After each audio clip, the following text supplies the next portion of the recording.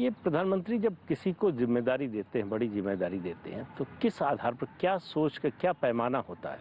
आपको जब उत्तर प्रदेश का प्रभार दिया लोकसभा 2014 से पहले, तो कुछ बात की होगी, आपको बताया होगा क्या करना होगा। उत्तर प्रदेश में बहुत से लोगों ने आलोचना की कि अमित शाह जी उत्तर प्रदेश के बारे में क्या जानते हैं, कभी आए नहीं, रहे नहीं, लेकिन प्रधानमंत्री ने आप पर भरोसा किया, तो उसका कोई तो कारण देखिए, रहा उस वक्त हमारे अध्यक्ष राजनाथ सिंह जी थे, फैसला राजनाथ सिंह जी का था। मगर हाँ, मोदी जी प्रधानमंत्री पद के प्रत्याशी तो घोषित हो ही चुके हैं, तो स्वाभाविक रूप से एक सामूहिक फैसले होते हैं। परंतु मैंने मोदी जी जैसी स्मृति किसी की नहीं देखी।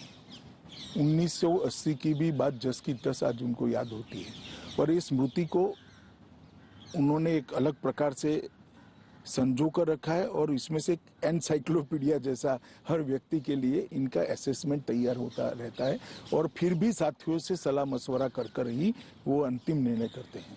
तो मुझे लगता है कि व्यक्तियों के चयन के बारे में और व्यक्तियों को काम देने के बारे में उनके ज्यादातर फैसले अच्छे भी होते हैं और सफल भी होते हैं। उज्ज्वला जैसी योजना भी आपने जिक्र किया, शौचालय की बात हो, जनधन योजना, जैम की जो ट्रिनिटी बनाई उन्होंने, और एक तरफ ये जो गरीबों के लिए, गरीबों के जीवन में गुणात्मक परिवर्तन लाने के लिए, दूसरी तरफ आर्थिक सुधार के कार्यक्रम। तो एक तरफ लगता है कि बिल्कुल वामपंथ के रास्ते में जा रहे हैं, दूसरी तरफ लगता है कि धुर दक्षिण पंथ के रास्ते पर जा रहे हैं। तो ये तालमेल कैसे बिठाते हैं? देखिए, जरा भी वामपंथ का रास्ता नहीं है।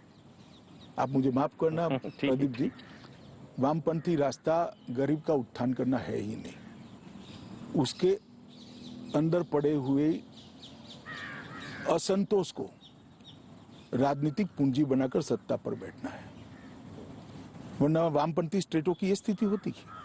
सही बात। आज बंगाल का स्थिति देखिए, 27 साल के वामपंथी शासन के बाद, और गुजरात का स्थिति देखिए, त्रिपुरा का स्थिति देखिए, गुजरात का स्थिति देखिए। परंतु ये जो आप कह रहे थे कि वामपंथी और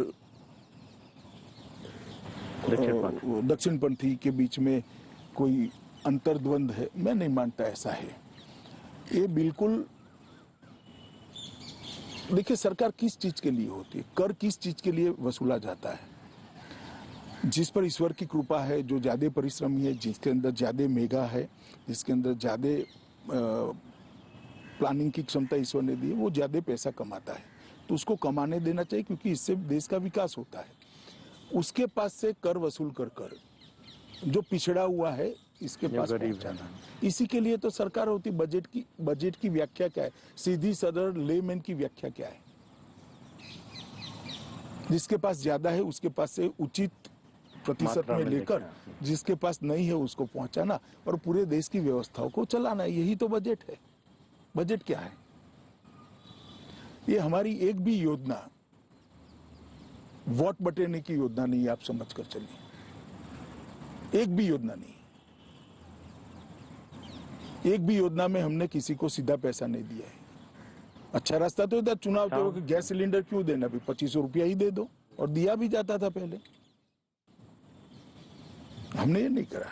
2500 रुपया देकर उसके अंदर एक नई आशा का किरण जागरूक किया, गैस देकर, उसके जीवन स्तर को उठाकर नया आत्मविश्वास भरा। जब घर में साइकिल होती है तो स्कूटी लाने का मन होता है, स्कूटी होती है तो स्कूटर लाने का मन होता है, स्कूटर होती है तो मोटरसाइकिल लाने का मन होता है, मोटरसाइकिल होती है तो कार लाने का मन होता है। इसके अंदर आशा का संचार कर कर उसके जीवन को, उसकी सोच को उद्वगति देकर देश के विकास के साथ जोड़ने का हमने एक रास्ता किया। ये वामपंथी विचार है ऐसा मैं नहीं मानता। तो मुझे लगता है सरकार का काम है।